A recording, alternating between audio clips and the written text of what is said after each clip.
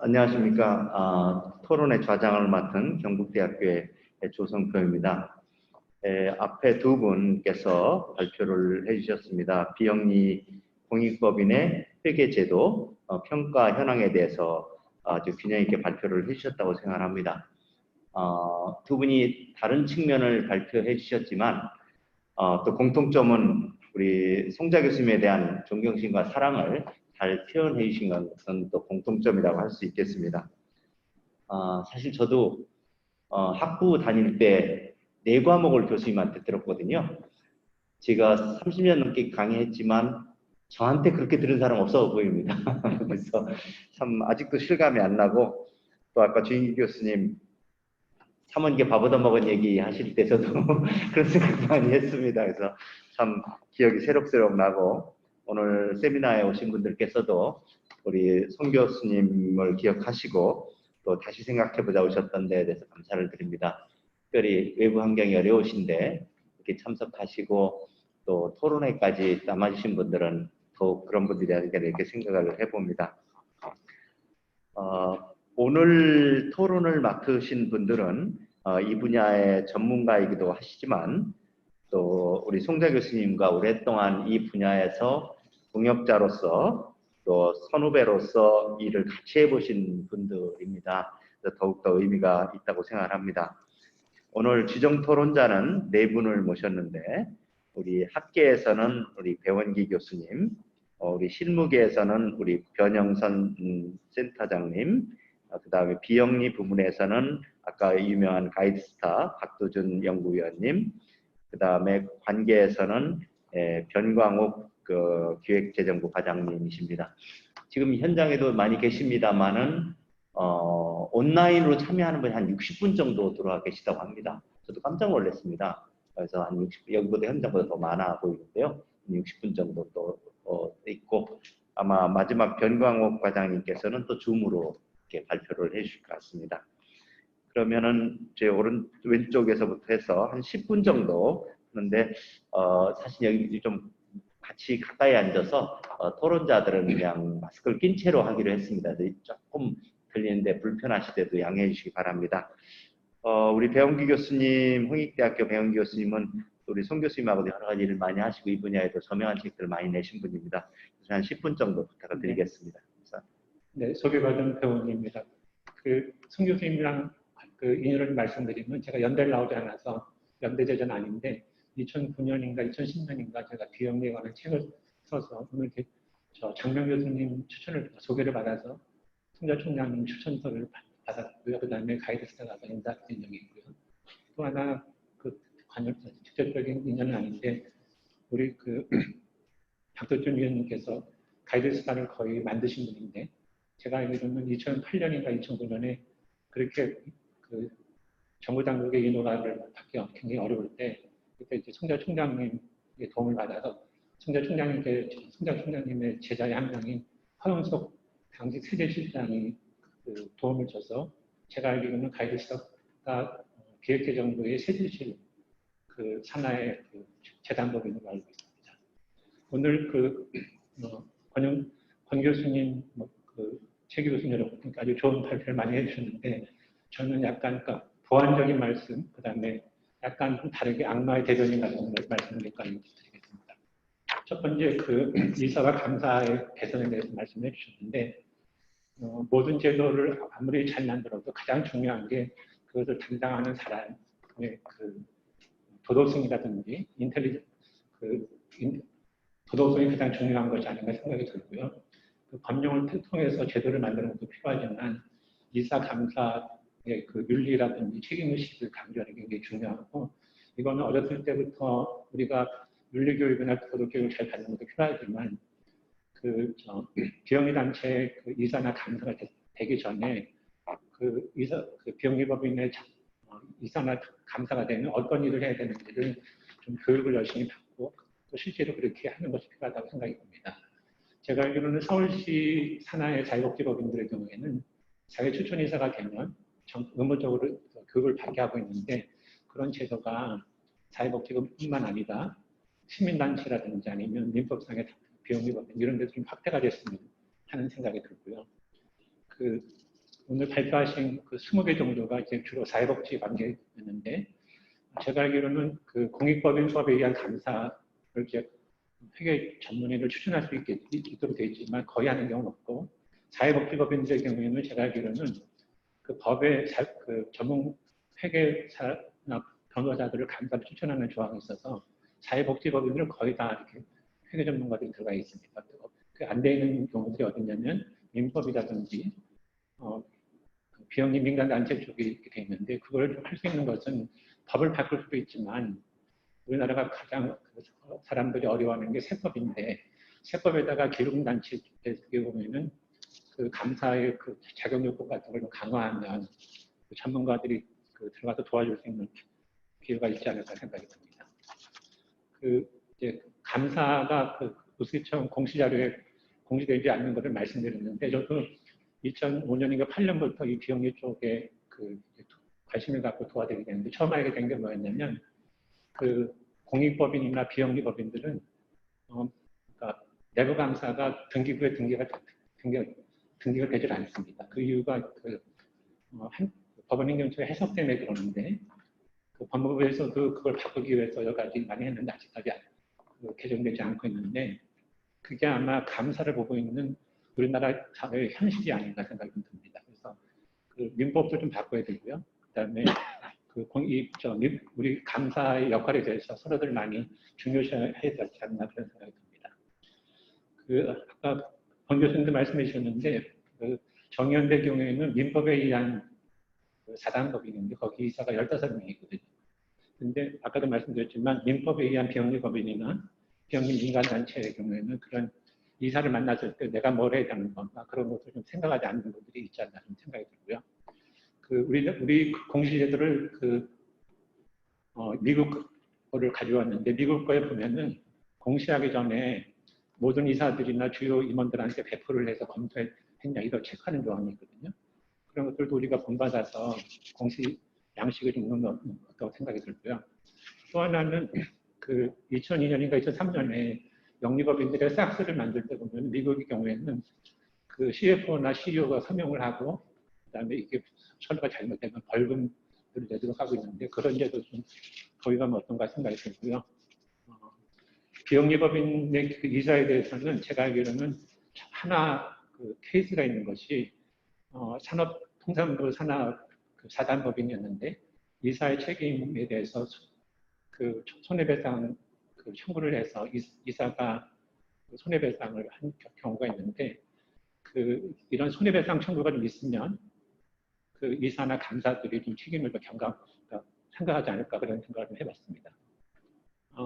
이제 회계감사에 대해서 말씀을 하셨는데, 그 제가 너무 빨리 나가는 걸지 모르겠지만 사실 그 우리나라도 보면은 지금 상장법인이나 1000억 이상 되는 회사들만 그 감사하고 그다음에 재무제표 작성이 구분되어 있지, 소규모 그 영리법인들도 회계사들이 가서 해주는 게 뭐냐면 현금을 이렇게 만들어주고 주석 만들어주고 이렇게 되는데, 공익법이나 비영리법인의 경우에는 그 제가 알기로는 아산남전자까지 큰 경우는 모르겠지만 그 대부분의 경우가 회계사들이 가서 재무제표를 만들어주고 그다음에 그걸 감사했다고 이렇게 얘기를 하거든요. 그래서 감사를 강조하는 것보다는 재무제표를 잘 만들 수 있도록 그 많이 좀 도와주고 교육도 많이 하고 그런 게 더 필요하지 않나 좀 생각이 들고요. 또 다시 미국을 말씀드리는데, 미국은 오디트하고 리뷰하고 그다음에 프리큐어 이게 구분이 있어서 그것을 이렇게 명시적으로 하겠는데, 우리는 무조건 감사만 강조하는 것이 아닌가 그런 생각을 해봤습니다. 그다음에 작년까지는 이제 자산 규모 100억 이상만 감사가 되다가 올해부터 그 수익 금액 50억 이상, 그 기부금 20억 이상이 이제 작년에 여기 와 계신 윤성준 교수님이나 가지고 그 프로젝트를 하면서 권했던 것이 받아들여졌는데,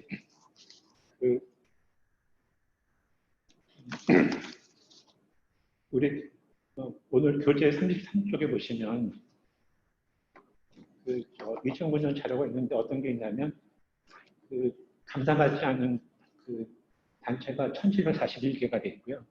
1741개가 자산 규모가 100억이 안 된다는 얘기인데, 그 이렇게 바꿔놓고 나서 올해 제가 현장에서 들었던 얘기는 주로 정부 부조금만 받는 데 경우에는 그 정부 보조금 받기 때문에 감사받는 경우가 많이 있고 이렇게 바뀐 거를 모르는 경우도 많이 있어서 그 50억 기준은 좀 그걸 과다하고 생각하는 분들도 있어서 그것도 한번 다시 생각을 해보는 생각이 들고요. 여기 다시 33쪽에 있는 것을 말씀을 드리면 그 매뉴얼 도네이션이 연간 3천만 원 이하인 경우가 4,200개 정도가 됐는데 그 우리가 기부금 받은 단체를 많이 강조를 하는데 그 우리가 공익법인 전체 중에서 그 기부금으로 운영하는 단체들도 있지만 정부 보조금으로 사업하는 분이 굉장히 많아서 여기 4,200개 경우는 거의 다 그 보조금으로 운영하는 단체들이 많거든요. 근데 이거를 똑같이 봐야 되는 거 아니고 좀 생각을 해봐야 되는 않다고 생각이 듭니다. 그다음에 그 회계감사를 이제 전면 모두 다 받도록 하자고 말씀하시고 그러셨는데 작년에 그 우리 윤석민 교수님이랑 같이 이 프로젝트를 검토하면서 봤더니 상장법인의 경우에는 상장회사 그다음에 자산 규모 1,000억 이상인 경우만 10+3으로 하게 됐는데 동일한 적용을 그 공익법인에 적용하게 되면 그 배분 대상이 120개 정도밖에 안 됩니다.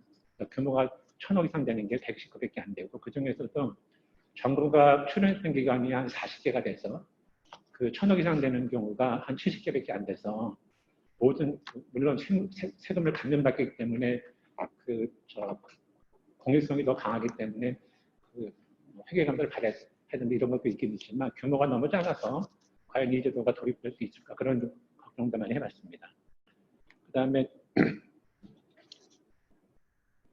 그 공익법인 회계기준에 관해서 말씀을 드리면 그 이제 공익법인법 그러니까 상경세법의 공익법인보다는 공익법인 하자고 말씀하셨는데 상경세법의 공익법인이 좀 넓고 공익법인법에 의한 공익법인이 적기 때문에 공익법인법을 하게 되면 그 공익법인법에 의한 공익법인 이외의 곳은 또 적용한 대상이 없는 경우가 되기 때문에 제가 생각할 때는 아예 그 상경세법에 그냥 놔두고 그 한국회계기준원이 제정한 비영리 회계기준을 그냥 스스로 이렇게 해놓은 것이 훨씬 더 좋지 않을까 생각이 들고요. 사실 공익법인 회계기준이 그 한국회계기준원이 만드는 비영리주의 회계기준을 가지고 가면서 조금만 바꿔서 만든 건데 좀 차이가 있지만 두 개를 같이 조화시키는 것이 훨씬 바람직하지 않나 생각이 듭니다. 10분이 됐는데 그 하나만 더 말씀드리면요. 결산 공시에 대해서는 워낙 비판들이 많아서 그거는 말씀드리지 않고 그 1997년인가 공익법인들이 신고하는 게 여러 가지가 있는데 3월 달에 12월 말이면 13월 달에 그 출연재산 보고라는 게 있고 4월 달에 결산 공시가 있는데 그게 출연재산 보고는 97년에 만들어지고 결산 공시는 2008년에 가이드스타 공원을 만들어졌는데 제가 볼 땐 두 개를 합치는 게 맞는 것 같아요. 미국은 하나거든요. 우리는 그걸 두 개를 나눠서 그 단체들이 너무 어려운 것이 좀 많이 있다고 생각이 들고요. 그 다음에 우리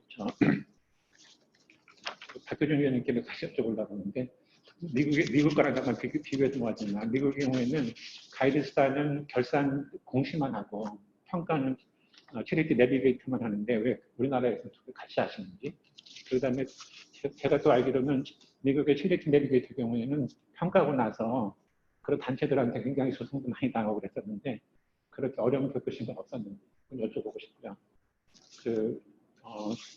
이게 평가기관이라고 하는 것보다는 그 비영리 단체들이 약간 거부감들이 있어서 그 평가기관보다는 증권지원단체라는 말로 바꿔서 그분들을 도와주도록 했으면 하는 생각이 있습니다.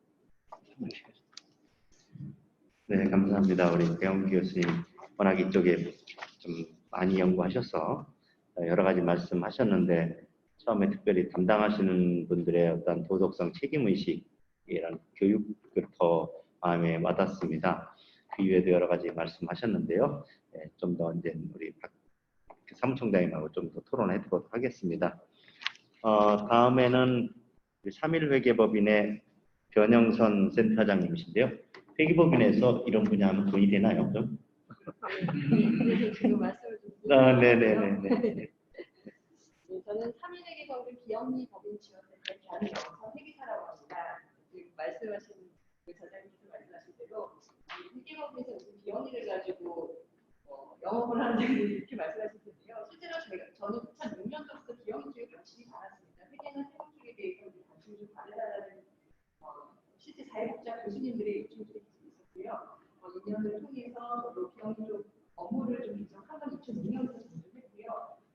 통해서 이제 수정을 했습니다. 2016년부터 저희가 기업립법인 지원센터를 오픈을 하게 됐고요. 물론 이제 대표님 많이 도움을 주셔가지고 기업을 전환하셔서 지금 현재는 저희가 7명의 회계사와 세무사들이 모여가지고 기업립법인만 하는 조직으로 성장해 가고 있습니다. 그래서 어렵게 저희가 이 분야를 개척을 하고 있고, 그럼 이것을 가지고서 어떻게 이제 먹고 사냐는데, 실제로 국세청이나 회계기준 이런 것들 계속 세법이나 회계가 변화를 하고 있기 때문에 이 변화에 대해서 쫓아가기 위해서 공익법인들이 노력을 하고 있습니다. 그 와중에 저희 같은 전문가들의 지원이 좀 필요하고 있거든요. 어쨌든 3.1이라는 조직이 좀 크다 보니까 대형 공익법인 위주로 하고 있지만 중소형 공익법인한테도 도움을 드리고자 또 다른 쪽으로도 열심히 노력을 하고 있습니다. 그래서 오늘 제가 지금 이렇게 영광스러운 자리에 토론자로 나오게 돼서 굉장히 감사를 드리고요. 이렇게 비영리 쪽 관련해서는 실제로 세법과 회계가 계속 바뀌고 있는 와중에 공익법인들이 어려움이 많이 겪고 있고요. 그래서 학계에서 이렇게 좀 관심을 가지고 주제를 발표해 주시는 게 굉장히 저 개인적으로 굉장히 반가웠습니다. 그래서 오늘 주제 두 가지가 너무나 담비 같은 주제라는 표현을 쓰고 싶거든요. 첫 번째가 이제 비영리 쪽 관련된 회계 쪽 관련된 개선 방안, 현황과 이제 개선 방안 말씀해 주셨고, 두 번째는 굉장히 좀 어렵지만 외부 평가에 대해서 어쩌면 외부 평가의 필요성에 대해서 강조한 논문이 될 것 같은데요. 그래서 두 가지가 굉장히 담비 같은 논문 같아서 굉장히 반갑습니다. 그래서 그 내용들에 대해서 좀 제가 개인적으로 느낀 거에 대해서도 말씀을 드리도록 하겠습니다. 그 주제 자체도 저희 사회적 상황이 굉장히 맞는 상황이고요. 관심들은 많습니다. 그래서 전문가들도 좀 비영 쪽 굉장히 관심이 많아졌고요. 첫 번째, 비영리법 회계 현황과 개선 방안에서는 아까 제도와 기준과 보고 세 가지를 말씀해 주셨는데, 제도 중에서 내부 감사와 외부 감사의 역할에 대해서 말씀해 주셨습니다. 그래서 내부 감사의 역할에 대해서는 굉장히 그 책임감을 중시해 주셨는데요. 저도 뭐 여러 공익법인들의 감사로서 역할을 하면서 그 공익법인법에 있는 그 부칙조항까지는 보지 못했는데 저렇게 저런 법이 있었구나 하면서 진땀이 났습니다. 정말 쉽지 않거든요. 실제로 감사로서 역할이 내부감사에서 1년에 이사회 참사하고 실제 장부를 보는 거는 1년에 한 번이거든요. 그래서 예산과 결산감사 정도는 같이 참석해서 보는데 이거를 내부적으로 통제하기가 상당히 쉽지 않은 상황입니다. 그래서 아마도 공익법인 내부 스스로 내부 통제 관리 시스템이 필요하다라는 생각을 항상 가지고 있거든요. 그래서 이런 거에 대해서 도움을 주는 내부 통제를 할 수 있는 시스템을 어떻게 갖춰야 될지에 대해서 학계나 또는 실무가들이 좀 많이 도움을 줘야 되지 않을까라는 생각을 하고 있습니다. 두 번째로 외부 감사 역할에 대해서 굉장히 중요했고, 작년에 세법을 개정해가지고서는 기부금 20억 이상, 수익금의 50억 이상까지도 확대하는 걸로 해서 한 700개 이상의 감사 대상 공익법이 증가를 했습니다. 700개 정도 됐는데요. 저도 이 부분에 대해서 굉장히 좀 확대할 필요성이 있다라고 좀 생각을 합니다. 외부 감사를 하지 않는 데들 같은 경우에들은 스스로 이제 재무제표를 작성하기조차도 힘들어하는 데들이 많고요. 그 안에서 솔직히 장부 정리하는 거에 대한 필요성이나 중요성을 잘 못 느끼는 데들이 굉장히 많습니다. 그래서 외부 감사를 확대하고, 그다음에 특히나 이 지정제 같은 경우는 지금 현재 예술에 나와 이게 아직 법만 통과되고 시행령이 부처해야 되지는 않았는데요. 지정 대상 4+A 지정 대상이 가상 1,000억 이상 정도로 되는데, 그렇게 하면 아까 말씀한 20매트밖에 안 되는데, 저는 이게 조금 더 확대돼야 될 필요성이 있다고 생각합니다. 실제로 외부 감사인들이 공익법인 감사했을 때 거의 재능 기부하는 수준으로 가시거든요. 그랬을 때 제대로 된 감사하기가 정말 쉽지는 않은 상황이라서 이게 지정제가 투명성을 확보하고 감사 품질을 확보하기 위해서는 좀 더 확대될 필요성이 있다고 생각합니다.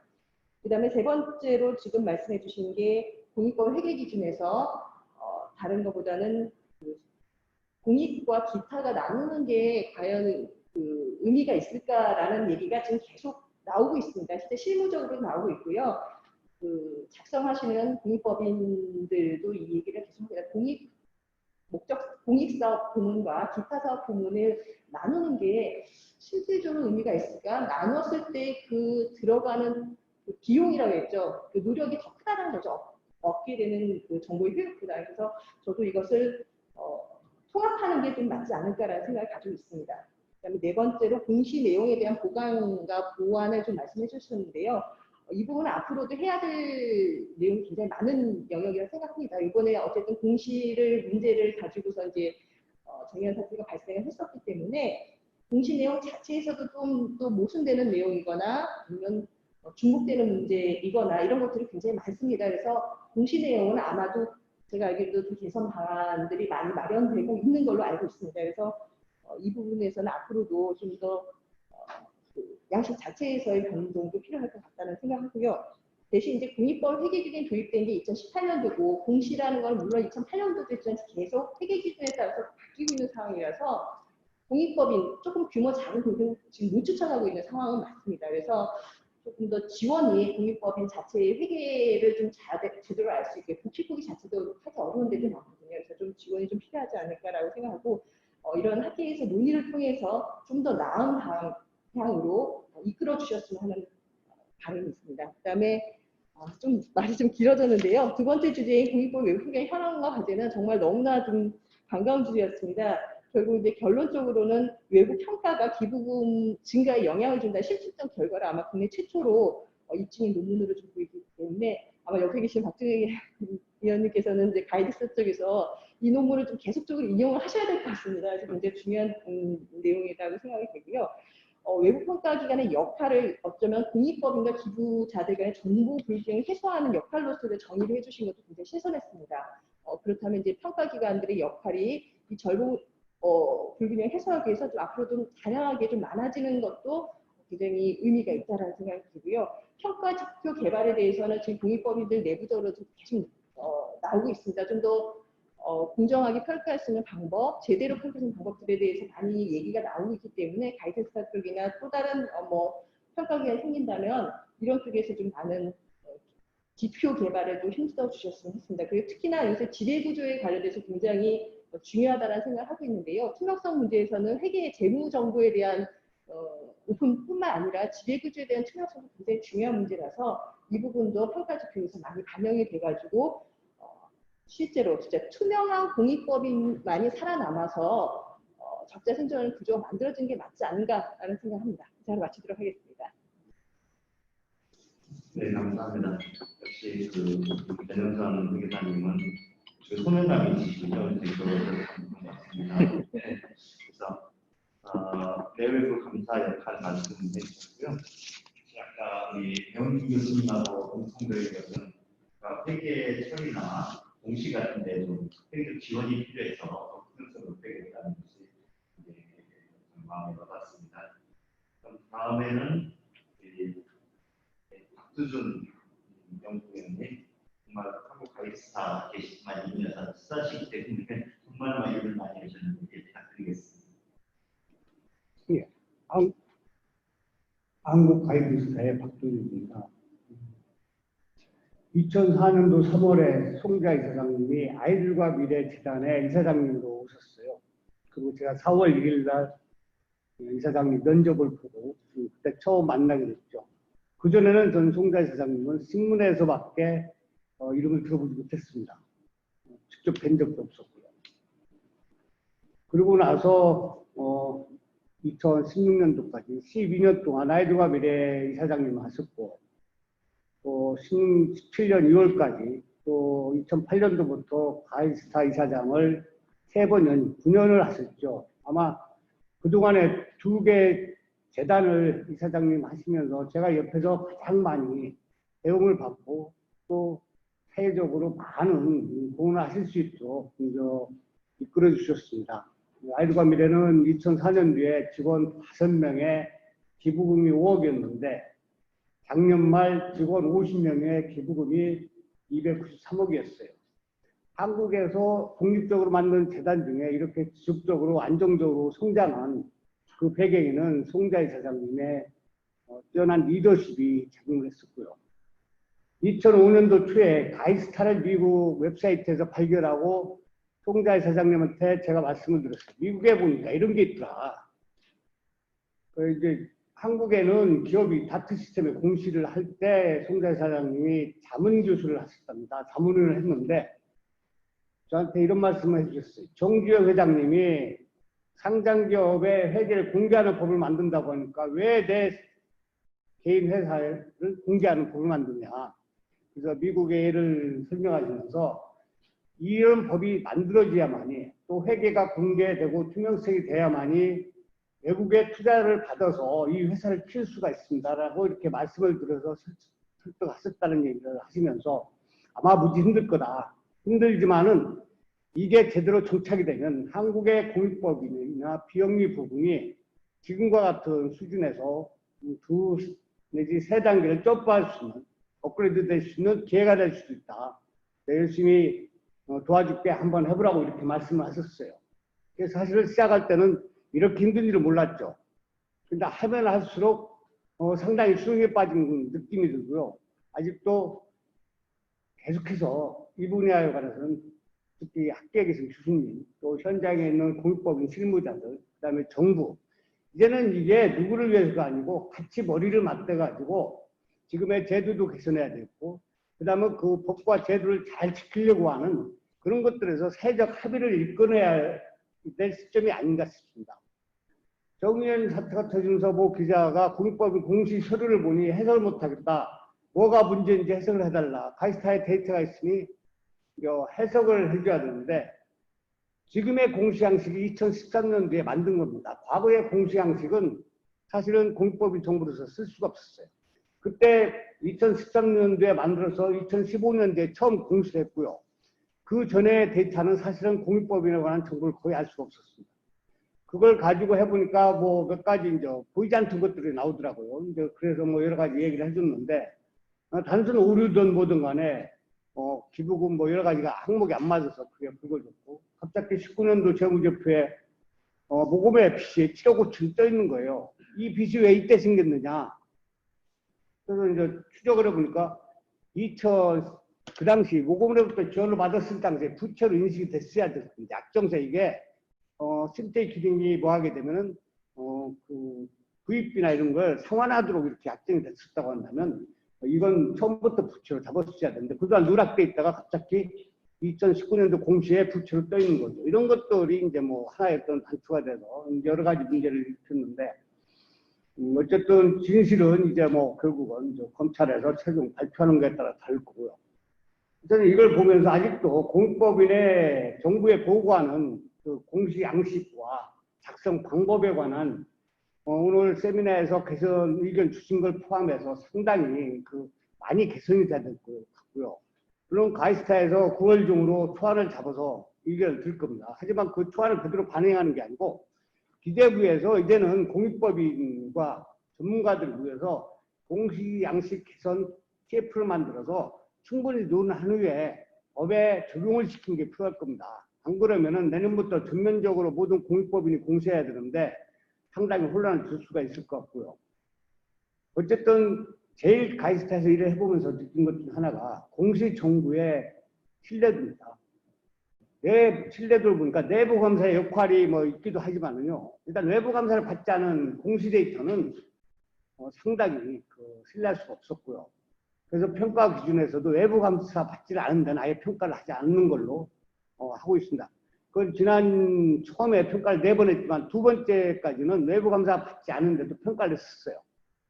그 당시 세임양 씨도 그 당시 평가를 했을 때는 별 3개를 받을 수 있는 조건이었는데 단지 어디 숫자가 직원이 뭐 실무자가 제로로 이렇게 기입해가지고 평가 제한 의견에 걸려서 평가를 안 해줬던 겁니다.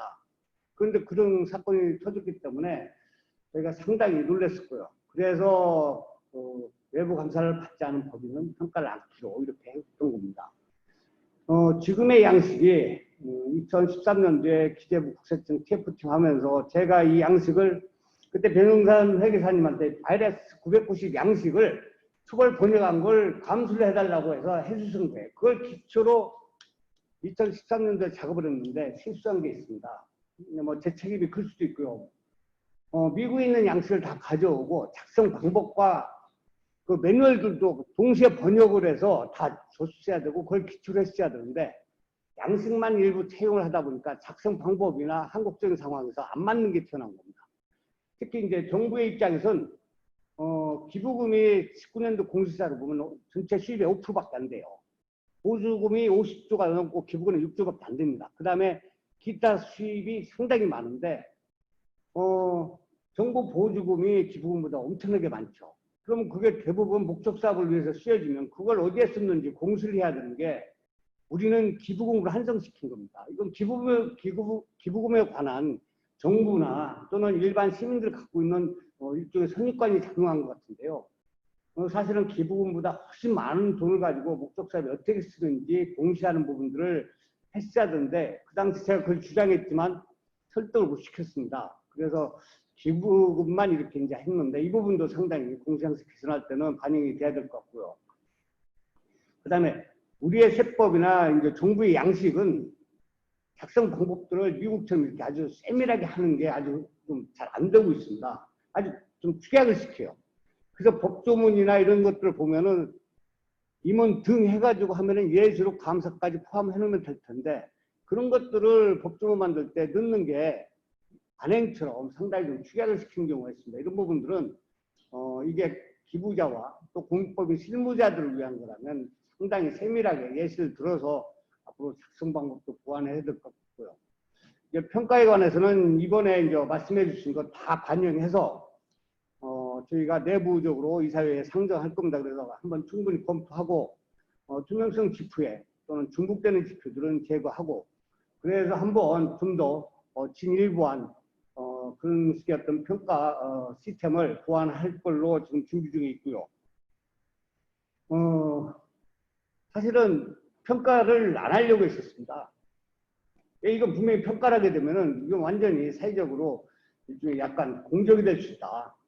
그 다음에 자발적으로 평가를 누가 하겠느냐. 그래서 강제 평가를 하고 있는 건데, 평가를 하겠다는 의도는 국세청의 공시 양식이 질이 너무 적어서 이걸 평가해서 돌려서 뭐가 문제인지 찾아내는 쪽으로 포커스를 맞춘 거였어요. 그러면 이제 어쨌든 평가를 한다고 하니까 뭐 그러면 별 3개를 줘야 된다. 그래가지고 송자 이사장님한테 말씀을 드렸더니 우리는 부정적인 걸 너무 공개하고 그런 쪽에만 포커스를 맞추는데 가이스타는 잘하고 있는 쪽을 공개해서 잘하고 있는 쪽에 인정을 받을 수 있는 시스템을 먼저 도입하자. 그래서 별 3개만 공개를 해라. 그게 좋겠다 해서 이제 이사회 결의해서 별 3개만 공개하고 있고요. 물론 지금에 보면 별 2개 하나도 아주 잘하고 있는 겁니다. 그런데 이제 우리는 1등에만 포커스를 맞춰요. 별 3개는 아주 잘한 거고 별 2개는 하나는 못한 걸로 이렇게 해버리는 겁니다. 그렇다면 평가의 어떤 우리 줄세우기 방법을 저희가 쓴 게 착오가 있을 수도 있고요. 그 다음에 국민들이나 기부자들이 보는 평가 방법에 관한 이해가 좀 저희가 못 시킨 부분도 있을 겁니다. 배용기 교수님 말씀하셨던 평가 당시에 MPO들이 이의제기가 많이 있었죠. 그래서 그걸 충분히 받아들이고 또 소통하고 해서 이제 다듬어졌는데 아마 이 평가 방법은 아마 제가 어떤 틀을 쓰든 아니면 척도도 개선을 하더라도 거기에 관해서 상당히 논쟁은 계속 될 걸로 보여집니다. 특히 우리나라는 미국에서 쓸 수 있는 것들이 국세청 공익법인 미 국세청에 공시하는 양식에 그게 다 들어있는 정보들입니다. 근데 우리는 그런 정보들이 현재의 공시 양식에 넣을 수가 없어요. COE 연봉이라든지 그 다음에 지배구조 그 다음에 뭐 그런 것들이 아주 문서화돼서 가지고 있는지 없는지 국세청 공시 양식에 체크할 수 있도록 있는데 우리는 그런 것들이 안 돼 있습니다. 그래서 미국의 공시 역사가 62년 됐고요. 처음에 한 페이지로 공시해서 지금같이 아주 방대한 공시 양식과 작성 방법이 나왔는데 저희는 2009년도에 처음 공시했지만 이제 뭐 11년, 12년밖에 안 됩니다. 역사가 상당히 짧고요. 짧은 기간 중에서도 공익법인이 성장한 만큼 사회적으로 관심도 받고 거꾸로 그러다 보니까는 공익법인의 여러 가지 문제들이 이제 같이 부각되는 겁니다. 아마 이런 과정들을 통해서 사회가 좀 더 나아질 거고 공익법인들도 좀 더 개선할 겁니다. 저는 아무래도 공시양식 보고 쪽에 이제 포커스인데요. 책임 문제입니다. 제가 그 기재부 TF팀에 눈에 있지만 공시양식 미국에 보면은 대표적인 게 서명란이 있습니다. 내부 회계 대리인이 했을 때는 그 대리인 회계사라든지 회계사무실에 주소하고 대표 서명이 되어 있고요.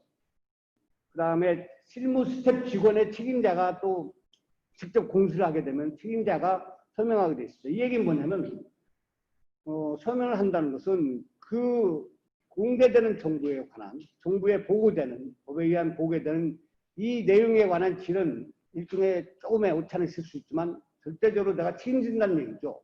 그런 부분에서 우리는 내부 감사한테 그 권한을, 그 책임을 져야 될지, 아니면 이사장이나 실무 책임자한테 그 권한을 줘야 될지, 그런 부분도 좀 공시 양식에 좀 언급을 해서 공시하는 정부한테 보고하는 것들이 책임지고 이게 법에 의해서 하는 거기 때문에 책임지고 할 수 있도록 그런 부분도 보완이 필요할 거라는 생각이 듭니다. 문제가 터지면 아무 문제 없다고 하지만 책임지는 사람이 없다면은 이 공시양식 정부의 질을 개선시키는 데는 상당히 장애가 있을 것 같습니다. 이상입니다. 예, 우리 박수준 예경부위원님 그동안의 여러 가지 스토리들, 어려웠던 말씀들, 그러면서 우리 송재 교수님과 같이 해결하셨던 말씀 감사드립니다. 특별히 공시양식 TF 또 평가에 대한 개선 같은 것들을 또 계속 추진하신다고 해서 그 기대가 큽니다. 아까 말씀하셔 보니까 평가 잘못하면 공정이 될 뻔했는데 잘하셨고 공정을 세우신 것 같습니다. 그래서 송재 교수님께 그전에도 그래서 자주 말씀드렸습니다. 용서가 없이는 미래가 없다. 이런 말씀하시면 잘하는 것 없어야 된다는 말씀을 들었는데 그런 많은 생각이 났습니다. 마지막으로 우리 변광욱 기획재정부 재산세제 과장님께서 하시는데요. 죄송합니다만은 이게 줌을 보시는 분들은 이 화면을 다 보는데 여긴 그게 없어가지고 이 스크린이 내려올 수 없어서 유감스럽습니다만은 음성은 들리죠, 그죠? 음성은 들립니다. 저는 이거 보고 있는데 굉장히 잘 나오고 있습니다. 그래서 그런데 여러분들 못 보여서 좀 죄송하지만 우리 과장님은 음성으로만 듣도록 하겠습니다. 우리 변광욱 과장님 나오셨습니까? 네, 안녕하십니까. 변광욱입니다. 변광욱 과장님. 네, 저는 잘 들리는데요. 그쪽은 목소리가 네, 저는 좀 잘 안 들리는데요. 들립니다. 잠깐만 기다려 주십시오. 네, 지금 스크린엔 제 모습 다시 한번 말씀드려볼까요? 저는 잘 들립니다. 이 온라인 하다 보면 여러 번 할 때마다 시행착오를 겪는데 잠깐만 기다려 주십시오. 지금 과장님 스크린에도 안 보이시는데요? 저는 잘 제가 음소거도 해제했고 비디오도 열어서 나오는데 들리진 않습니다. 괜찮아. 여보세요? 네, 지금도 안 들리시나요? 맞았습니다. 예. 예, 저는 잘 들립니다. 네네. 그거 가까이 좀 대주세요. 스피커 쪽에. 예. 잠깐 저는 예. 저는 잘 들립니다. 어떠신가요? 조금 크게 해주시면 저희가 잘 들을 수 있을 것 같습니다. 네. 네, 저는 잘 들립니다. 어떠신가요? 네네네네. 우리는 좀. 네, 안녕하세요. 예, 죄송합니다. 예, 조금만 예. 크게 예, 부탁드립니다. 예. 지금은 어떤가요? 말씀하시죠, 과장님. 예. 지금은 잘 들리시나요? 제가 이어폰을 뺐는데요. 예, 과장님 나오셨는데요. 예. 과장님 보입니다. 한번 네. 말씀해 보시죠. 예, 안녕하세요. 저 기획재정부 재산세제과장 변광욱입니다. 네, 안녕하세요. 기획재정부 재산세제과장 변광욱입니다. 네, 반갑습니다. 여러분 들리십니까? 예, 조금씩 들리고 있습니다. 예. 말씀하시죠. 네, 잘 들립니다. 죄송합니다. 제가 직접 가서 말씀을 드렸어야 되는데, 저희 요즘 상황 때문에 참석이 어려워서 이렇게 부득이하게 온라인으로 말씀드립니다. 네, 들리시나요? 예. 저 또한 그 대학교 1학년 때 송자 교수님의 그 회계원리 책으로 회계원리를 배웠던 학생으로서 오늘 이런 송자 교수님 추모하는 심포지엄에서 여러 가지 좋은 말씀 듣고 또 제가 하고 있는 업무와 관련해서 말씀드릴 기회를 주셔서 대단히 영광스럽게 생각합니다. 들리시나요? 예. 예. 네, 들립니다. 예, 제가 오디오가 별로 안 좋은 것 같아서 간단하게 말씀드리겠습니다. 오늘 주신 여러 의견들은 제가 앞으로 세법이라든지 시행령을 고쳐나갈 적에 많이 참고해서 좋은 정책 결과가 나올 수 있도록 최선의 노력을 다하겠습니다. 다만 제가 이 자리를 빌어서 몇 가지만 좀 말씀드리겠습니다. 지금 이제 공익법인과 관련해서 특히 기부와 같이 연관시켜서 여러 가지 논의가 되고 있는데요. 기부하는 행위는 크게 두 가지로 구분될 수 있는 것 같습니다. 기부하시는 분과 기부받는 단체의 관계인 것 같습니다. 들리시나요? 안 들리시나? 네, 네, 들립니다. 예. 일단 그 기부하시는 분들에 대한 혜택은 지금 법인세법에 규정이 되어 있고요. 그런 기부하시는 분들에게 어떤 단체에 대해서 기부하면은 내가 나중에 세제상의 소득세, 법인세 측면에서 이렇게 세부담이 줄어들 수 있다라는 그런 규정이 법인세법과 소득세법에 되어 있습니다. 그래서 저희가 속칭 세법에서는 그런 단체를 기부금 단체라고 부르고 있는데요. 그 모습을 조금 바꿔서 기부받는 단체 중심으로 보면은 기부받는 단체는 원칙적으로는 법인인 경우에는 자산 수중이익으로 법인세를 내야 되지만 상증세법에서는 특정한 단체, 즉 공익법인이겠죠. 이런 공익법인에 대해서는 그 그러니까 증여세죠. 증여세를 면제해주고 있습니다. 그러니까 세법에서는 기부하시는 분한테는 기부금 공제, 기부받는 단체에게는 증여세를 면제해주고 있습니다. 이런 내용이 굉장히 이제 좀 똑같은 단체인데 세법상에 부르는 내용이 다르다고 해가지고 좀 많이 혼동이 있다고 하셔서 저희가 이번 올해 세법 개정을 통해서 그 법인세법과 상증세법에 규정되어 있는 이러한 단체 이름을 공익법인, 이제 법인이면은 그리고 법인이 아닌 단체는 공익단체 이렇게 용어를 좀 통일시키려는 준비를 해서 지난번 세법 개정안에 담아서 말씀드린 적이 있습니다. 향후에는 뭐 지정기부금 단체니 그럼 이게 공익법인인가 이런 혼동은 좀 줄어들지 않을까라고 기대하고 있습니다.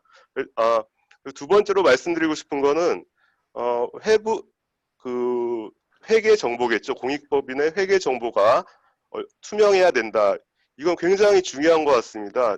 첫 번째가 기부하시는 분들 입장에서 보면은 저희가 일반 기업이 주주에게 투명한 정보를 제공하듯이 그 공익법인 또는 공익단체는 기부자에 대해서 그 단체 운영 성과에 대해서 투명하게 그 내용을 공개해야 되는 건 너무나도 당연한 것 같고 어떻게 보면은 일반 영리법인의 회계 정보의 공개보다 그 투명성이 더 크게 요구된다고 생각할 수 있습니다.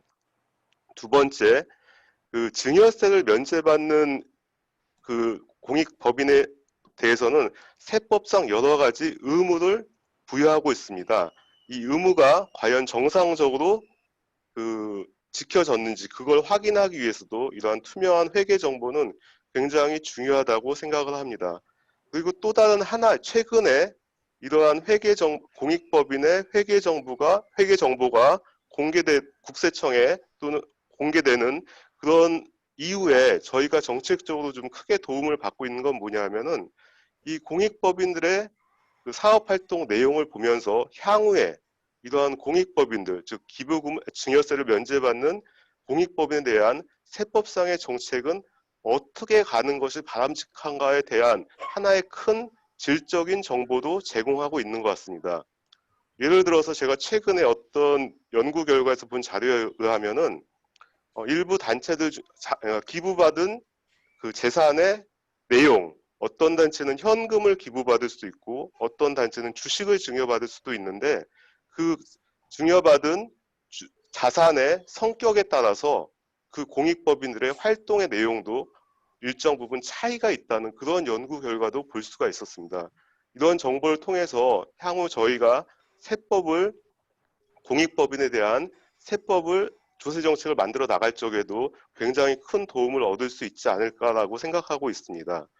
그 밖에 아까 그 발표에서도 말씀해 주신 공익법인에 대한 주기적인 감사인 지정제도 도입이라든지 또는 공시 자료의 내용 양식의 개선이라든지 그런 부분들은 저희가 지속적으로 노력을 해가면서 향후 공익법인의 투명성이 크게 제고될 수 있도록 정부 차원에서는 최선의 노력을 다하겠습니다. 오디오 상태가 안 좋아서 제가 길게는 말씀 못 드리고 이 정도로 마치겠습니다. 죄송합니다. 네, 감사합니다. 예, 어려운 환경에서 감사합니다. 제가 이해한 바로는 그 기부나 각종 여러 가지 사항들을 시행령과 법에 반영하겠다는 말씀이셨던 것 같고요. 두 번째로는 모임법인의 회계당부의 투명성에 대해서 많이 강조해 주신 것 같습니다. 예, 과장님, 어려운 과정에서 이렇게 해주셔서 감사드립니다.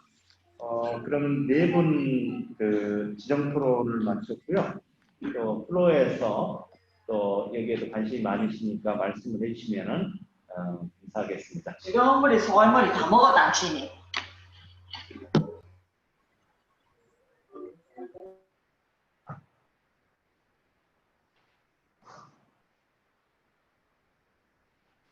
공무대사인데 공무원들한테 집에 가서 잘 전달됐지 않습니까? 오늘 이렇게 발표해 주신 분에 감사드립니다. 우리가 비영리 법인을 이해할 때 우리 전문가들이 대회사들뿐만 아니라 우리 박사님들도 이 가속 팩하고 있는 부분이라는 것입니다. 오늘도 끝까지 그 이야기가 안 나오셨거든요. 예산을 하는 문제와 회계에 관한 재무제표에 대한 이야기가 전혀 언급되지 않았습니다. 여러분 아시다시피 기업은 예산 회계라고 하는 것이 없죠. 근데 비영리 회계는 결과적으로 만든 재무상태표와 손익계산서와 비슷한 운영계산서가 중요한 것이 아니고 예산과 예산에 대한 비교표가 명칭이 뭐든지 간에 중요합니다. 이것이 지금 전혀 우리 한국 회계원에서 만드는 기업 비영리 회계 기준에도 예산에 대한 것은 조금 더 언급되어 있지 않습니다. 따라서 뿌리가 없는 비영리 회계 기준으로 되어 있기 때문에 문제가 많다. 이것이 전혀 전달되지 않는 것 자체가 문제가 많다고 생각이 되고, 투명성을 전제로 하더라도 예산 회계와 비영리 재무제표 결과하고 비교하는 것이 공지가 되는 것이 더 바람직하다, 또 알 수 있다라는 생각이 들어서 그 부분에 대해서는 강조가 좀 되어야 되지 않을까 하는 생각이 들고요. 두 번째로는 지금 우리가 이 투명성이라든가 뭐 이렇게 여러 가지 이야기를 많이 하셨는데 한국의 비영리 회계법인 중에서 회계를 다루고 있는 현황을 살펴보시면 이사와 감사는 정부 정부기관에서 다 승인을 해줘야 이사 감사가 될 수가 있습니다. 그럼에도 불구하고 그것을 감독하는 각 비영리 기관 담당 기관이 어디 있는지 간에 회계를 잘 모르신 분이 감독하실 분이 대부분이에요. 또 조금 아시고 나면 또 이동을 하실지도 몰라요. 그래서 우리나라의 규정업에서도 규정을 해석하고 관리하고 감독하는 기관 내 담당자들이 회계를 모르기 때문에 또 안다더라도 대부분이 관심 부기에서 벗어나지 못하고 있는 상황입니다. 그래서 오히려 회계를 잘 관리해서 보고를 하면 반대로 시대상에 나라 들어오는 경우를 그 신문으로도 몇 번을 봤습니다. 그래서 그 부분도 우리 회계학에서 뭐 회계학에서 할 일은 아니겠습니다만 그것이 정리가 좀 되어 있지 않을까 하는 생각이 들고, 만약 그것이 되지 않고는 우리 밖에서 아무리 떠들어도 그것이 이렇게 잘 이렇게 수정되고 하는 것이 한계가 있지 않을까 하는 생각에서 그 대목을 좀 어떻게 좀 조정할 필요가 있지 않나 하는 생각이 좀 듭니다. 세 번째로는 비영리 회계법인과 관련해서 지금 연구가 좀 잘 안 된 것은 대한민국의 우리 회계 전문가들이 머리가 나빠서가 아니라 돈이 안 되기 때문에 그런 거거든요. 이 돈과 관련해서 좀 이해가 좀 될 수 있도록 해주시면 아마 지금 비영리 회계에 대해서 관심을 잠재적으로 가지고 있는 분들이 대단히 많이 있으실 것 같아요. 그런 분들이 노력하시면 우리 비영리 회계는 아주 간단합니다. 그래서 그 부분에 대해서 그렇게 연결되면 어떨까 하는 생각이 들고요. 이 평가에 대해서는 좀 생각을 좀 달리 하는데, 아까 제가 말씀드린 대로 대한민국의 비영리 법인에 대한 현황이 영리 법인만큼 그렇게 뚜렷하지가 않습니다. 비영리 법인에 가보시면 회계를 전공하신 분이 거의 없어요. 그래서 외부 전문가들이 감사를 한다고 하는 것은 상품을 만들어주는 것이 감사고 또 그 회계 서류에 대한 준수도 잘 모르고 있는 것이 대부분이다. 그런 상황에서 평가를 받기 위해서 보고서를 받는 것 자체가 어불성설이 될 수도 있습니다. 그래서 당분간은 비정예회가 사립을 할 수 있도록 뭐 지원을 받든지 봉사를 하든지 그렇게 해서 좀 이렇게 정의비전을 되도록 해주시는 것이 바람직하지 않나 하는 생각이 들고 이 정부 기관을 보면 사립학교도 마찬가지입니다만은 내부적으로도 준비가 안 돼 있고 외부적으로도 교육이라든가 이런 것을 잘 모르고 있다가 몇 년 만에 한 번씩 법전을 가지고 들어와서 하는 것이 감사합니다. 그러면 이 의도적으로 분식을 하기 위해서 하는 것이 아니라 몰라서 해가지고 일어나는 것이 실무적인 내용이 많이 있기 때문에 이런 부분도 우리 학교에서도 관심을 가져주는 게 좋고 또 이런 부분도 좀 이제 그론이 되었으면 좋지 않겠느냐 하는 뜻에서 제가 보충적으로 좀 설명을 드렸습니다. 감사합니다. 네, 감사합니다. 정병수 이사님 이 분야에 오래 계셨기 때문에 예산에 관한 문제, 또 감독기관의 전문성, 또 비영리법인에 대한 어떤 사회적 관심, 또 아까도 계속 나오고 있습니다만 회계적인 지원 같은 거에 대해서 말씀해 주셨습니다. 감사합니다. 예.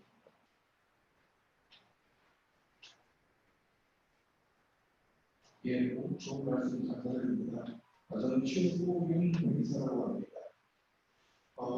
여러 가지 좋은 내용들이 이제 많이 나왔는데, 여전히 지금 이 얘기들이 권리기업 기준의 그 관점에서 논의가 되는 건 아닙니다. 예를 들어서, 우리가 보통 얘기할 때, 자본시장에 가서 회사, 이 부분은 주식시장에서 주주들의 권익을 보호하는 관점에서 주로 우리가 입하고 있죠.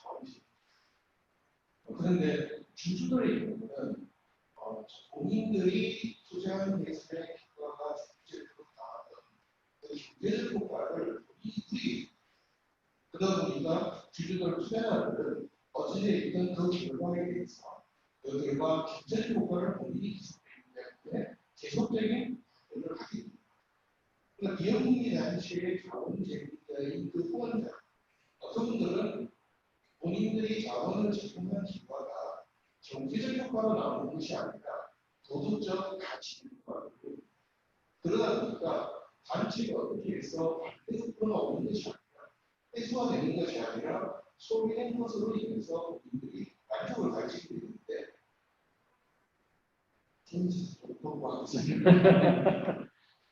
그러다 보니까 결국 똑같은 그 제공제표를 도출하고 외부에 도출되지만 영리기업의 그 자원 대응에 투자자가 보는 관점입니다.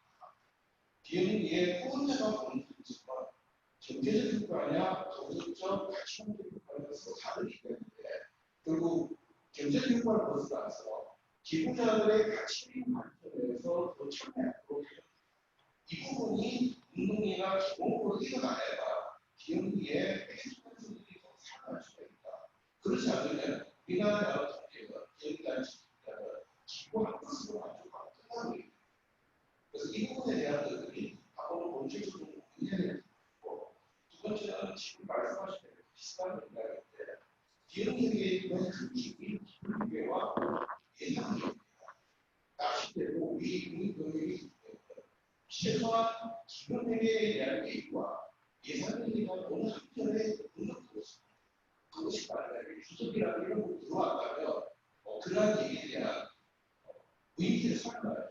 영리회계가 재무정보 목적이 프로덕티비티에 이르려면 영리는 재무성, 그에 대한 기능이 있습니다.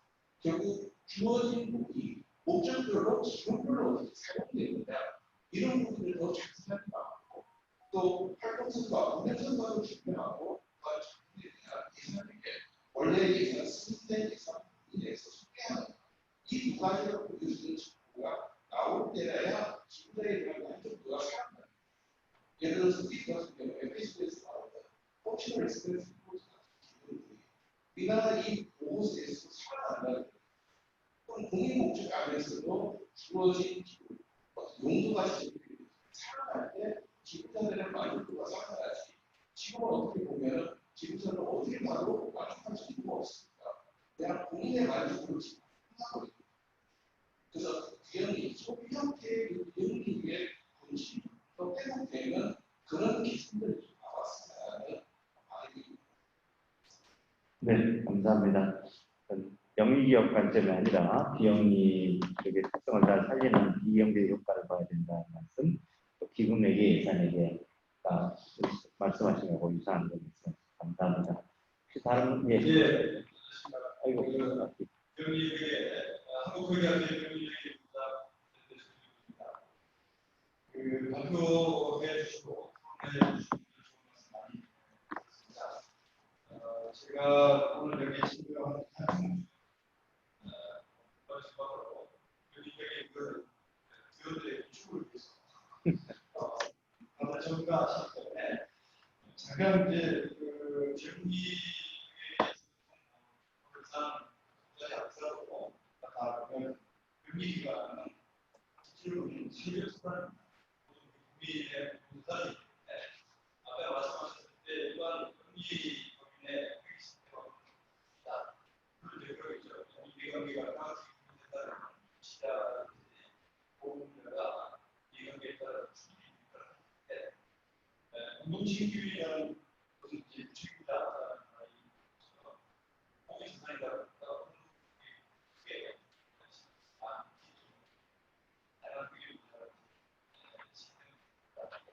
그래서 그 기본 정보이 발표된 내용을 우리가 공개해서 전제를 좀 주시다. 앞으로 이제 운동보다 이렇게 진행하겠습니다. 폴드가 이제 회계 변리법인의 외부 감사의 범위 부분을 한번 좀 논의를 해 봐야 될 것 같고요. 여기서 이제 당연 아이디어가 나왔는데 연쇄 병리법인을 어떻게 할 거냐 그런데 우리 권성국 교수님께서 말씀해 주셔도 모든 병리법인에 대한 감사가 이루어져야 된다고 생각합니다. 그렇다면 이 병리 부분에 있어서는 연쇄 병리회계법인에 있어서는 변호사도 이제 그 국정감사인 제도처럼 변호사도 보면 이제 국정 변호사가 있죠. 그런 것처럼 우리도 이제 국정감사인이라는 개념으로 정부라든지 국민의 재산을 지키기 위한 기관이기 때문에 그런 시스템 좀 도입하는 게 좋지 않겠느냐. 물론 이제 감사 경영제 말씀도 나왔지만 국가에서 한번 말씀드리고 그리고 두 번째 주제로서는 이제 내부 회계 전문가에 있어서 법령서에 보면 변호사들이 물론 이제 법원 입법 과정에서 변호사 입기들이 많이 들어가서 그렇지만 회계 전문가여야 하는데 모든 항목의 대부분 법률 또는 회계 전문가 이렇게 돼 있어요. 그러다 보니까 회계를 전혀 모르는 사람들이 감사라든지 그런 자리에 있으면서도 뭐 당연한 듯이 저는 이제 외부 어떤 평가라든지 이런 가보면 본인이 그 감사 자리에 있으면서 저는 회계를 잘 모르기 때문에라는 게 당연한 듯이 이야기를 하고 있습니다. 법률 전문가들이 그 자리에 있으면서. 그래서 법령이나 제도적 측면에서도 너무 저희 회계 전문가들이 이 부분에 대해서 관계하지 않았나. 당연히 해야 될 역할을 신경 쓰지 않지 않았나 생각해보고. 그리고 세 번째 주제로서 병리법인의 지배 구조 체계, 운영에 대한 부분들을 한번 좀 해봤습니다. 그리고 우리 박도준 연구위원 한국가이스타에서도 열심히 노력해 오신 만큼 네 번째 주제로서 우리 병리법인의 어떤 정보 공개 방법이라든지 양식이나 이런 체계화하는 법률적 제도라든지 지원 이 부분 그리고 다섯 번째 주제로서 이제 지원 관리 체계가 세법에 의해서 이제 관리되고 있는데 원래 태생 자체가 어떻게 보면 병리 물론 지금은 그렇지 않겠지만 과거의 병리법인을 상속 수단으로서 많이 악용이 되었기 때문에 그 관리 법령이 세법에서 가능할 수밖에 없었습니다. 하지만 우리나라가 이제 선진국이 진입을 했고 그리고 사회 영역이라든지 이런 병리의 부분에 시스템화가 계속 구축되고 있기 때문에 단순히 어떤 세법 관점에서 바라보기보다는 아까 논의되었던 것처럼 공익법인의 자선 관점에서 다시 한번 법률 체계라든지 회계 기준을 어떻게 적용할 건지 감독 운영 기준을 정비하는 측면에서 정리를 해봐야 되지 않을까. 그래서 앞으로 향후 논의 주제에 대해서 한번 생각해봤습니다. 여기 발표해 주시고 논의해 주신 모든 분들께 앞으로 이런 연구 주제 참여 적극적으로 부탁드렸으면 하는 마음에서 말씀드렸습니다. 이상입니다. 네. 특히 우리 비영리회계 위원장이시기 때문에 이런 여러 연구들이 기대가 큽니다. 마지막 한 분만 알겠습니다. 네. 저는 그 비영리법인의 회계 기준에 관해서 말씀드리겠습니다. 네, 아시다시피 이제 비영리법인이라고 그러면 굉장히 광범위한 이제 이 영역이라고 볼 수가 있습니다. 그래서 이제 우리나라의 이제 회계 기준을 보면 비영리법인과 관련된 그 정부 각 부처별로 그 감독하고 있는 이제 비영리 조직에 대해서 개별적으로 정부 부처에서 그 비영리 조직에 대한 회계 기준을 제정을 하고 있는 것을 볼 수가 있습니다. 그래서 이제 사학기관 같은 경우에는 교육부, 그다음에 의료법인 같은 경우에는 이제 보건복지부, 또 이제 사회복지법인 같은 경우도 마찬가지고요. 그리고 이제 심지어는 이제 공익법인 같은 경우에는 이제 기재부에서 감독을 하고 있기 때문에 상증세법이라든가 이런 것과 관련해서 이제 공익법인 회계 기준은 이제 기재부에서 만들고 있습니다. 그래서 회계 기준의 관점에서 볼 때 이 비영리법인의 회계 기준을 좀 통합하는 작업을 할 필요가 있지 않을까 하는 생각을 가지고 있는데, 아까 배원 교수님께서도 말씀하셨습니다. 이 한국회계기준원에서 비영리조직 회계기준이라는 것을 만들어놨는데 그것이 이제 적용할 수 있는 법적 근거가 없습니다. 그래서 그것을 이제 적용하기 위해서는 관련 법령에 한국회계기준원에서 만든 비영리조직 회계기준을 적용할 수 있다라 이런 근거 조항을 만들어야 되는데, 문제는 우리나라의 그 행정조직에 있어서 이 부처 간의 이 벽이 두꺼워서 타 부처의 어떤 산하기관이나 감독을 받고 있는 기관이 만든 어떤 규정을 가져다가 쓰는 것을 굉장히 거의 터부시하는 정도의 문화가 있다고 생각이 됩니다. 예를 들어서 한국회계기준원회 같은 경우는 사실상 이제 금융위원회의 감독을 받고 있는 기관이라고 할 수가 있거든요.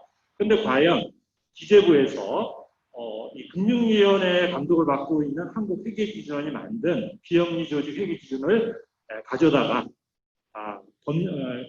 이제 기재부 소관 법령에다가 그것을 회계기준으로 쓸 수 있다라고 규정할 수 있겠는가? 규정을 할 수 있다면 가능한 일이겠지만 현재 우리나라의 행정조직의 어떤 특성상 이런 것이 상당히 어려운 지금 문제로 생각이 되고 있습니다. 그래서 앞으로 각 행정부처에서 이와 같이 과감하게 부처의 벽을 넘어서 우리나라의 유일한 전문적인 회계기준 제정기관인 회계기준원에서 만든 규정을 쓸 수 있다라는 그런 것을 법령에 반영할 수 있다면 영리법인의 회계기준을 우리가 통합할 수 있는 길이 열리지 않을까 이런 생각을 해봅니다. 마침 기재부의 변광욱 재산세조과장님께서 지금 이제 세미나에 참석하고 계시니까 이러한 관점을 좀 잘 법령에 반영할 수 있는 길이 열렸으면 하는 바람을 가져봅니다. 네, 이상. 네, 감사합니다. 네, 마무리하려고 했는데 우리 주관기관인 우리 백태영 회장님이 말씀 잠깐 부탁드립니다. 예, 저는 한 가지 간단하게 학회 활동 관련해서 말씀드리고 싶은데요. 한국공인회계사와 한국회계학회가 사회공헌 사업의 일환으로 지금 비영리법인 직원을 포함한 사회 구성원에 대한 무료 회계 교육을 지금 추진하려고 기획 중에 있습니다. 오늘 말씀 들어보니까 교육도 참 필요한데 추가적으로 우리 공인회계사님이나 회계 교수님들, 특히 이제 은퇴하신 분들이 조금 시간 여유가 있으시니까 그런 분들이 이런 영세한 비영리 조직의 회계 자문이나 재무제표 검토라든가 이런 역할을 해주시면 좋을 것 같은 생각이 들어서요. 그래서 그런 사회공헌 사업을 좀 기획을 할 때 그거를 우리 훌륭하신 비영리회 위원장님한테 부탁할지 아니면은 지금은 교육은 사회교육위원회를 별도로 만들어서 송수영 교수님이 하시는데 요 회계 자문이나 검토를 할 수 있는 그런 매칭 서비스 같은 거 지원자를 받아서 하는 사업을 또 해야 되겠다는 생각이 들어서 그것이 추진이 되면 아이디어도 많이 주시고요. 또 적극적으로 또 참여해 주시면 상당히 의미 있게 저희 회계학자나 회계 전문가들이 사회에 큰 기여를 할 수 있는 좋은 어떤 영향이 될 것 같습니다. 그리고 또 주최 측으로서 많은 참석을 감사드립니다. 감사합니다. 예. 예, 사회적 지원 말씀하셨는데 회장님 말씀 감사합니다. 그러면은 발표자들 할 말이 없다고 그래서 네, 일단 토론을 마치도록 하겠습니다. 하여튼 발표해 주신 또 토론해 주신 우리 지역 토론자 또 참석해서 좋은 조언을 주신 분께 감사를 드립니다. 토론을 마치도록 하겠습니다. 우리 내려갈까요? 예, 감사합니다. 역시 온라인으로 진행을 하다 보니까 어려움이 예상치 못한 것들이 많은 것 같습니다. 네, 하지만 이렇게 어려운 환경에서도 토론을 잘 만들어주신 저희 그리고 표면을 써놓기 전에 프로그램은 없지만 소리가 진행하는 것 같습니다. 아까 주희 교수님이 추모사를 얘기해 주시면서 송대 교수님의 업적이 실수 없이 많습니다. 송대 교수님의 업적이 사모님이 없었으면 불가능을 하셨다라고 말씀하셨습니다. 이 제자인 저 같은 제자의 입장에서는 사모님은 언제든지 저희가 찾아뵈면 반갑고 기쁘게 맞아주시고 또한 항상 찾아뵐 때마다 풍족하고 넘치게 저희를 대해주셨던 것 같습니다. 그리고 사모님이 지금 오늘 추모 신청하신데 참여해주신 모든 분들께 감사의 마음을 전하고 직접 오셨습니다. 그래서 잠깐 사모님을 모시고 감사의 말씀을 드리도록 하겠습니다. 사모님을 모시겠습니다.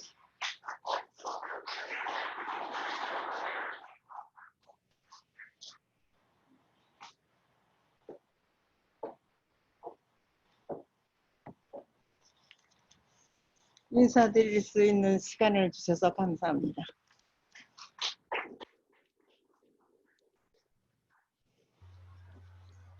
제가 또 말 주변도 없고요. 그래서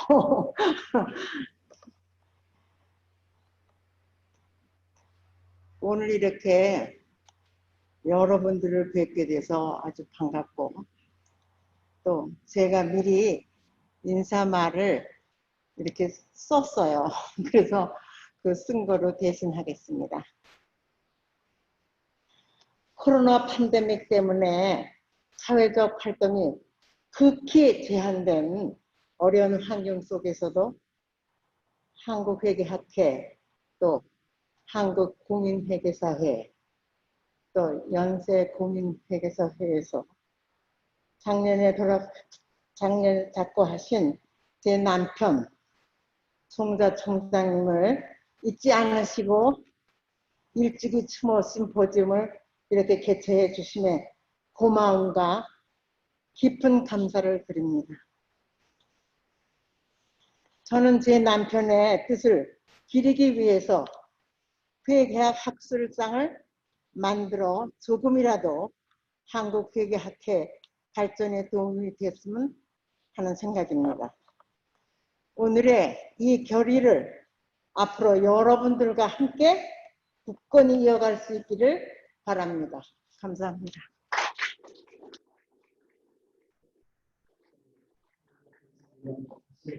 송대 교수님은 저희 조교에서 사모님을 저희 사랑하게 됐습니다.